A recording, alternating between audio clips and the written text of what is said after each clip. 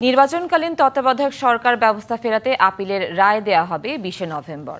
প্রধান বিচারপতি ডক্টর সৈয়দ রেফাত আহমেদের নেতৃত্বে 7 বিচারপতির পূর্ণাঙ্গ আপিল বেঞ্চে শুনানি শেষে এই তারিখ ঘোষণা করা হয়। বিএনপির আইনজীবীরা আশা করছেন ফিরে আসবে নির্বাচনকালীন তত্ত্বাবধায়ক সরকার ব্যবস্থা। আপিল বিভাগের আগের রায়ের পরিপূর্ণ সংশোধন চেয়েছে বিএনপি।